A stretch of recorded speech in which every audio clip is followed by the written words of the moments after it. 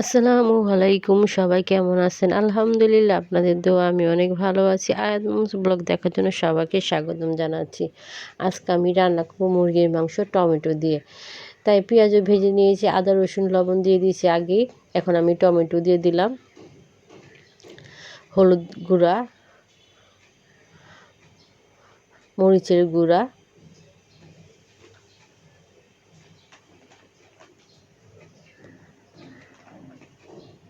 দিয়ে দিলাম গরম মশলা, এলাচি গুঁড়া, জয়ফল জর্তি গুঁড়া,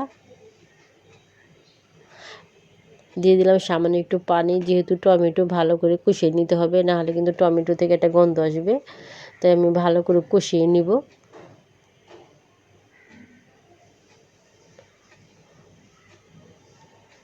আমার কিন্তু মশলাটা কষানো হয়ে গেছে, তেল উপরের দিকে চলে আসছে। এখন আমি মাংসটা ছেড়ে দিব।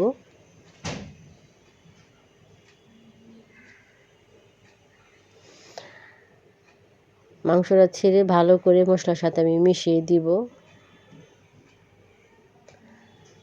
এখন আমি একটু ছাদে যাব। ছাদে নাকি বিড়াল আসছে, বিড়াল এসে নাকি ঘুরু ঘুরু করতেছে। আয়াতে বাবা ডেকে বলতেছে বিড়ালটা কিছু খেতে দাও, কারণ বিড়ালটা বারবারই আমার ঘরে ঢুকে যাচ্ছে।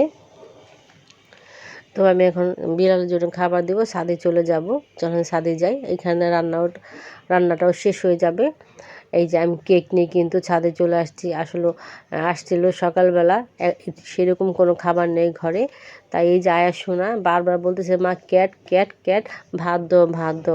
ওই যে ভাত দিয়ে ক্যাটেরে সেই ভাত দিতে বলতেছে। তবে সকাল সকাল আসতো ভাত আছে ফ্রিজে, তবে ঠান্ডা, সেই ভাতটা দিতে চাইতেছি না বিড়ালে। এই জন্য আমি আবার কী করলাম, কেক ছিল, তাই বাবা বলতেছে কেক একটা এনে দাও, দেখা তো খায় নাকি। তো কেকটা দেওয়ার সাথে সাথেই বিড়ালটা কিন্তু খাওয়া শুরু করে দিয়েছে। ওর পেটে মনে প্রচুর খিদা ছিল, আর আমি ওই পাশে তো রান্না বসিয়ে দিয়ে আসছি। তো ওই পাশে মুরগিটা রান্না হতে থাক, আর এই পাশে আমি বিড়ালের খেজমত করতে থাকি, কারণ বিড়ালটার মনে খুবই খিদা লেগেছে আমার মনে হচ্ছে। আর আয়া শোনা তো বিড়ালটা দেখলে বলবো মা মা ক্যাট ক্যাট ক্যাট, ওখানেই দাঁড়িয়ে থাকবো।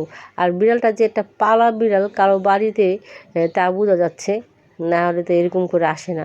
ক্ষুধা লেগেছিল, তাই এরকম করে আসছে আমার দরজার সামনে। এই দেখেন কী সুন্দর করে কেকটা খেয়ে ফেললো।